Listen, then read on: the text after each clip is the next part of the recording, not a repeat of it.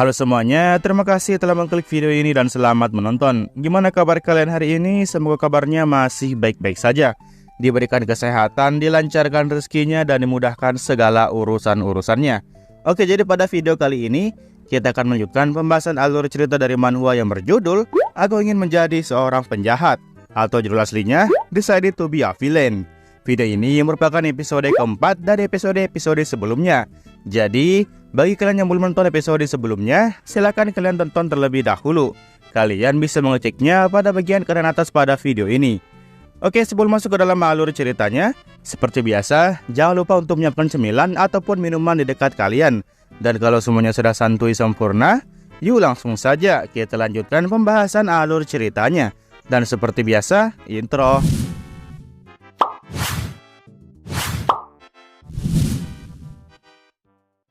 Cerita dilanjutkan dengan memperlihatkan seorang reporter berita yang melaporkan kepada media massa bahwa pada tanggal 15 kemarin telah ditemukan korban pembunuhan di salah satu geng yang terdapat di Sincheon, Korea Selatan. Korban tersebut akhirnya berhasil teridentifikasi, yang dimana dia rupanya merupakan seorang pria atau seorang remaja yang masih berusia 18 tahunan.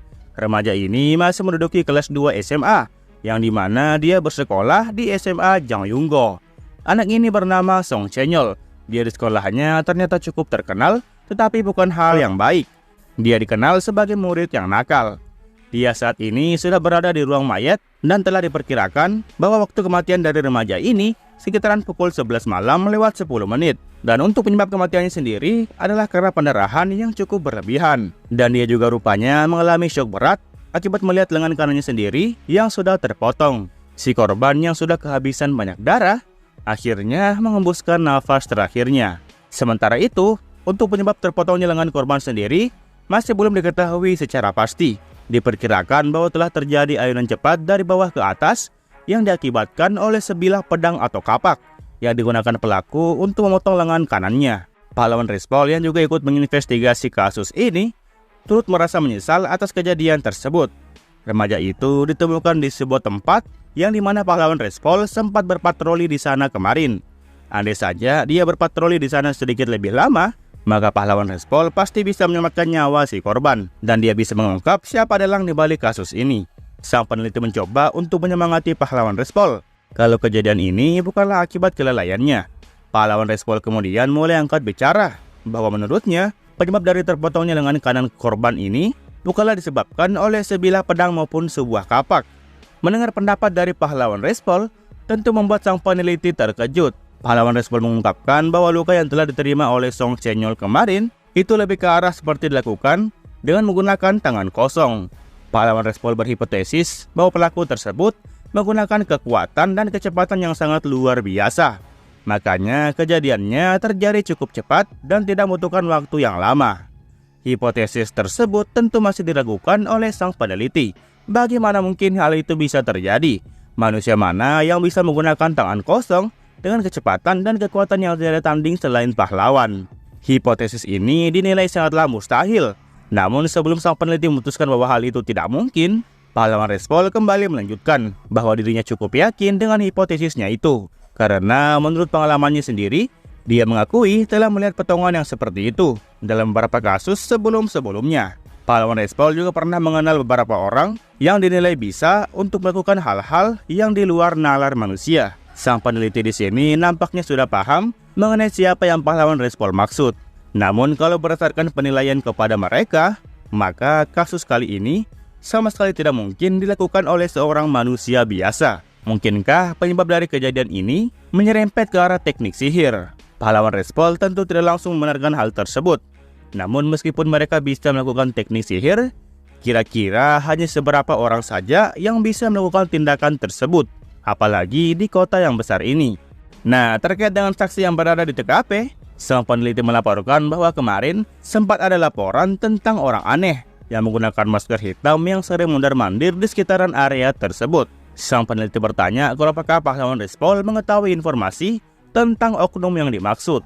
Mendengar sang peneliti menyinggung soal masker hitam, ingatan pahlawan Respol pun tentu mengarah kepada anak cupu yang telah dibully kemarin malam. Dia berpikir kalau anak tersebut pastinya tidak mungkin untuk melakukan hal tersebut. Apalagi situasi yang anak itu alami kemarin sangat tidak mendukung kecurigaan ini. Pahlawan Respol kepikiran kalau apakah ada seseorang yang telah muncul setelah para anak-anak itu selesai dengan perkelahiannya. Dan orang itulah yang membuat hal ini kejadian. Pahlawan Respol yang masih membutuhkan informasi lebih lanjut, kemudian mulai berpamitan kepada sang peneliti. Dia berkata bahwa dia harus pergi kembali ke tempat itu, karena ada beberapa orang yang harus dia temui secara personal. Sang peneliti awalnya tidak paham dengan siapa yang pahlawan Respol maksud. Namun sesaat kemudian, dia pun paham perihal siapa yang ingin ditemui olehnya. Pahlawan Respol hanya tertawa sebentar, dan dia membenarkan dugaan dari sang peneliti. Dirinya secepatnya harus bertemu dengan beberapa orang yang seharusnya bisa melakukan hal-hal yang seperti itu. Pahlawan Respol hanya ingin membicarakan sesuatu kepada mereka. Setelah berkata seperti itu, pahlawan Respol pun kemudian pergi dari hadapan sang peneliti. Setelah itu, panel kemudian berpindah memperlihatkan sebuah kota pada siang hari, yang dimana semua orang kembali beraktivitas dan kembali melakukan pekerjaan sehari-hari. Cuacanya pun nampak mendukung untuk melakukan aktivitas pada hari ini. Nah, di tengah keramaian kota, kita diperlihatkan dua orang sejoli yang sedang jalan-jalan buat mencari makan siang. Tak lama kemudian, salah satu bangunan yang terletak tak jauh dari mereka seketika meledak dan keluar sesuatu dari sana. Yang keluar dari ledakan itu adalah seekor monster berwarna ungu. Dia yang melompat kemudian kembali mendarat ke tanah, dan dia pun menyebabkan ledakan selanjutnya. Orang-orang tentu langsung panik dengan apa yang terjadi di dekat mereka. Pria berjas bertanya-tanya perihal apa sih yang terjadi pada siang hari ini. Sementara itu, wanita berjas yang ada di sampingnya juga ikutan panik dan penasaran perihal apa itu barusan. Namun pada saat asap ledakannya perlahan menghilang, si pria berjas pun akhirnya mulai melihat apa yang mendarat itu. Yang mendarat itu rupanya merupakan seekor iblis. Seekor iblis yang mempunyai ekor yang panjang dan mempunyai duri di sekitaran tubuhnya. Iblis itu juga mempunyai dua taring yang besar, serta gigi-gigi yang tajam. Mengetahui bahwa muncul iblis di kota, tentu langsung membuat warga pun seketika menjadi panik. Mereka masing-masing menyuruh yang lain untuk segera pergi menyelamatkan diri masing-masing. Namun meskipun mereka disuruh pergi, mereka juga tidak tahu tujuan yang aman. Maka dari itu, mereka pun meminta tolong kepada seseorang yang bisa menolong mereka. Monster iblis yang melihat banyak orang di sekitarnya, kemudian mulai melesat ke salah satu dari mereka, dan seketika menusuk pria berjas yang berdiri panik sebelumnya. Tusukan itu nampak lumayan dalam, yang mengakibatkan pria tersebut langsung tidak bergerak. Wanita berjas di sebelah yang melihat kejadian itu di depan matanya hanya bisa berteriak dengan sangat keras dan berharap seseorang datang untuk menyelamatkan dirinya. Serangan iblis tersebut rupanya tidak berhenti sampai di situ. Serangannya kini mulai menyebar ke seluruh penjuru kota. Mereka yang ingin selamat hanya bisa menghindari setiap ledakan yang terjadi. Mereka berteriak untuk menelpon polisi agar situasinya bisa terkendali. Namun mendengar kalau yang lain ingin menelpon polisi, membuat pria di belakang menolaknya. Dia menjelaskan kalau di situasi ini, polisi tidak dapat melakukan apapun. Sebaiknya mereka semua memanggil tentara bersenjata. Namun sebelum si pria menyelesaikan ucapannya, di hadapannya seketika muncul iblis yang lain yang menggunakan setelan pahlawan. Iblis itu nampak tersenyum saat melihat pria tersebut. Dia berotot dan memiliki badan yang besar.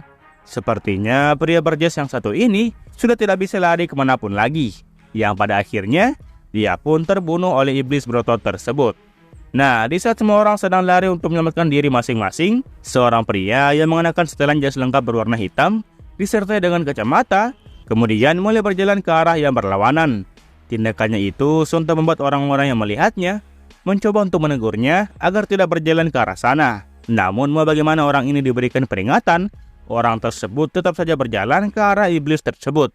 Setelah dia sudah berada di jarak yang dekat oleh iblis tersebut, dia pun mulai membuka jas hitamnya dan diikuti dengan membuka kemeja putihnya. Rupanya di dalam kemeja putihnya terdapat kostum superhero yang berlogo sama seperti pahlawan Respol. Di lain pihak, si pahlawan masih tertawa terbahak-bahak karena melihat manusia sebagai makhluk yang lemah. Rupanya orang yang telah dia tusuk sebelumnya kini telah habis dimakan dan ditelan olehnya. Iblis tersebut kemudian berteriak kalau manusia itu hanyalah seekor serangga yang mengganggu. Sementara itu, untuk pahlawan berkacamata sebelumnya, dia kini nampak telah berada tepat di belakang iblis tersebut. Di sana dia nampak kesusahan karena celana yang dia kenakan tidak mau lepas. Si iblis hanya bisa melirik sesaat dan sembari menyebut orang di belakangnya itu sebagai burung dan juga serangga. Namun di saat iblis itu sudah melihat penampilan dari orang tersebut, dia pun seketika langsung terkejut dan sontak menyebut nama dari orang itu. Namanya adalah Hanel. Hanel sepertinya merupakan seorang pahlawan yang sangat terkenal di antara organisasi para penjahat. Iblis itu dengan cepat melompat dari sana dan berusaha menjauh dari Hanel untuk sementara. Hanel yang dipanggil namanya tentu kebingungan dan menjawab panggilan dari iblis itu. Iblis itu ternyata langsung melompat ke dinding gedung dan dia menempel di sana seperti seekor cicak. Dia sepertinya nampak sangat waspada terhadap pahlawan yang satu ini. Melihat kedatangan dari pahlawan, membuat orang-orang pun bersorak kegirangan. Akhirnya pahlawan telah tiba. Iblis tersebut akhirnya menyadari kalau manusia terkuat yang selama ini dirumorkan oleh orang-orang itu rupanya adalah dia. Si iblis menyebut Hanel sebagai pahlawan yang mesum. Soalnya dia di awal tadi sempat membuka celananya agar kostumnya bisa kelihatan. Si iblis juga bertanya kepada pahlawan Hanel kalau dia sempat mendengar bahwasanya Hanel cukup kuat untuk ukuran manusia biasa. Si iblis berniat untuk memeriksa rumor itu kalau apakah rumor itu benar atau tidak. Hanel di sini nampak hanya melirik ke atas dan dia mendengarkan ucapan dari si iblis. Setelah itu, dia pun mulai menghela nafasnya sembari balik membalas ucapan iblis tersebut. Dia mengatakan perihal mengapa mereka semua selalu penasaran tentang kekuatannya. Hanel meminta kepada iblis itu untuk jangan khawatir. Soalnya jika Hanel sendiri menolak untuk memperlihatkannya, si iblis pasti akan mencari tahu dengan sendirinya. Setelah berkata seperti itu, Hanel pun berteriak kepada iblis tersebut untuk maju dan menyebutnya sebagai frustasi, yang kalau di bahasa Indonesia kan artinya mirip seperti udang-udangan. Mendengar dirinya disebut sebagai udang-udangan tentu membuat si iblis menjadi marah. Dia seketika menjadi kesal dan sangat geram untuk segera menyerangnya. Hanel hanyalah manusia biasa, jadi si iblis yakin kalau serangannya itu pastinya bukan masalah. Si iblis mulai melompat dari gedung di belakangnya dan dia melesat ke arah Hanel. Sementara Hanel, dia saat ini mulai mengeluarkan sebuah petir berwarna putih kebiru-biruan dan bersiap untuk menyerang si iblis itu dengan serangan petir biru tersebut. Dia perlahan tersenyum menyeringai dan mengeluarkan petirnya lebih kuat lagi. Hanel seketika melompat ke atas dan memberikan serangan petir ke iblis tersebut sebelum Hanel sendiri mendarat. Serangan barusan itu nampak dengan mudah membelah tubuh si iblis menjadi dua bagian. Melihat rekannya telah terbunuh, membuat iblis berotot sebelumnya berteriak kepada rekannya satu itu sembari menangis. Si iblis pun mulai berteriak dengan keras sembari memasang kuda-kuda seakan dia ingin berubah. Si iblis menyebut Hanel sebagai seorang bajingan dan berjanji bahwa dia tidak akan memaafkan perbuatannya kepada rekannya itu. Rupanya iblis berotot yang satu ini mempunyai julukan sebagai Infernal Hell. Infernal kemudian mulai mengeluarkan serangan api di tangan kanannya dan berteriak mati kepada Hanel yang ada di hadapannya. Namun sebelum serangan apinya sampai kepada Hanel, dia lebih dulu terhenti saat dia melihat sebuah cahaya menyilaukan yang berasal dari arah belakangnya. Rupanya itu adalah sihir pemanggilan, yang dimana terdapat seseorang yang mensummon sosok besar yang disebut sebagai Saint Mary. Infernal tentu terkejut dengan apa yang dia lihat di hadapannya. Dia kebingungan perihal apa yang sedang terjadi. Dan makhluk besar di hadapannya itu sebenarnya makhluk apaan? Sosok Mary kemudian mulai mengangkat kedua tangannya dan mulai menepuk Infernal seakan menepuk seekor nyamuk. Rupanya teknik yang dia lakukan ini adalah prayer atau berdoa. Nah, setelah si Infernal telah mati, sosok Mary pun ikut menghilang dan kembali masuk ke dalam lingkaran sihir pemanggilan sebelumnya. Setelah itu, kita pun kembali diperlihatkan sosok dari Hanel yang sedang memegang sebuah jimat dan jimat itu pun terbakar habis. Kejadian itu sontak membuat orang-orang yang ada di kota nampak hanya terdiam dan tidak mengatakan apapun. Mereka bahkan sampai melongo sehabis melihat kekuatan dahsyat dari sang pahlawan. Dan setelah itu, mereka pun bersorak-sorai saking gembiranya. Mereka sangat senang saat mereka diselamatkan oleh seorang pahlawan terkuat yang bernama Hanel. Mereka bersorak kalau Hanel itu merupakan harapan dari umat manusia. Hanel yang disoraki seperti itu oleh mereka hanya bisa terdiam dan kebingungan. Sepertinya mengalahkan dua iblis kuat dengan satu serangan membuat kehebohan besar di tengah masyarakat. Hanel berpikir kalau dia sepertinya sudah selangkah. Orang-orang kini mulai menyatakan cintanya kepada Hanel dan sebagian dari mereka meminta tanda tangannya. Bahkan di antara mereka semua, terdapat seorang ibu dan anak yang meminta kepada pahlawan Hanel untuk apakah bisa berfoto dengan anaknya. Soalnya anak perempuannya ini merupakan fans berat dari pahlawan Hanel. Anak itu juga memohon maaf kepada Hanel kalau apabila dia mengganggu waktunya. Hanel yang mendengar permintaan tersebut hanya bisa tertawa sesaat dan kembali meminta kepada anak perempuan itu untuk jangan minta maaf kepadanya. Justru hal ini merupakan suatu kehormatan baginya, karena telah diminta foto bareng oleh seorang penggemar beratnya. Hanel kembali bertanya kepada nona kecil itu, kalau apakah dia beneran ingin untuk berselfie bersama-sama. Anak itu dengan cepat mengiyakan tawaran dari Hanel. Hanel sebenarnya merasa agak aneh saat dia selfie bareng seperti ini. Soalnya dia selama ini jarang sekali mengambil foto untuk dirinya sendiri. Namun meskipun begitu, dirinya tetap akan mencobanya. Mereka berdua kemudian mengucapkan kata kimchi sebelum fotonya terambil. Fotonya nampak terlihat sangat indah, di mana wajah mereka berdua terlihat cukup imut. Dan setelah sesi selfie telah selesai, anak perempuan itu pun kemudian berterima kasih kepada pahlawan Hanel dan berkata bahwa dia akan menyimpan foto ini buat selamanya. Anak ini juga bertanya kepada pahlawan Hanel kalau apakah sang pahlawan bersedia untuk menikahinya suatu hari nanti. Pahlawan Hanel menjawab kalau dirinya cukup tersanjung dengan tawaran tersebut. Pahlawan Hanel meminta kepada anak perempuan itu untuk tetap sehat dan tumbuh besar terlebih dahulu. Pahlawan Hanel sedikit tertawa saat menjawab pertanyaan dari si anak. Nah, setelah ia selesai dengan si kecil, pahlawan Hanel pun seketika dikerumuni oleh banyak orang dan mereka semua meminta hal yang sama. Sebagian dari mereka meminta untuk selfie bareng, sementara yang lain meminta kepada pahlawan Hanel untuk segera menikahinya juga. Mereka tidak sudi apabila hanya si kecil yang dapat izin buat menikah dengannya. Dan salah satu dari mereka bahkan memberikan alasan kalau dia telah memperhatikan pahlawan Hanel sedari kecil. Nah, karena Hanel tiba-tiba dilontarkan pertanyaan yang sama, pahlawan Hanel pun meminta mereka semua untuk menunggu sebentar. Yang penting untuk saat ini adalah mengobati para korban yang mengalami luka-luka akibat serangan monster sebelumnya. Jadi, pahlawan Hanel harus menolak saat ditawari buat selfie bersama. Nah, sesaat kemudian, pahlawan Hanel pun dipanggil oleh sang asisten. Hanel sepertinya mendapatkan sebuah panggilan yang masuk, dan panggilan masuk ini sepertinya sangatlah mendesak.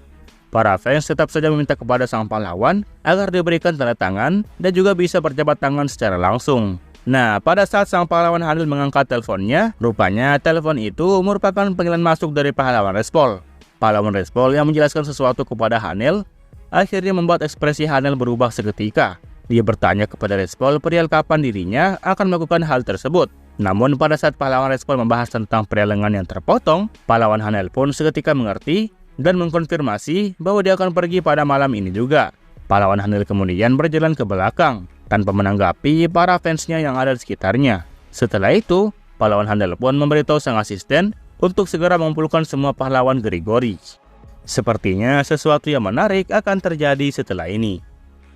Oke lah, mungkin sekian alur cerita manhwa kali ini. Jangan lupa untuk meninggalkan jejak di video ini berupa komentar dan juga like-nya. Oke, terakhir nama gua Rusdi. Sampai jumpa di video berikutnya. Assalamualaikum.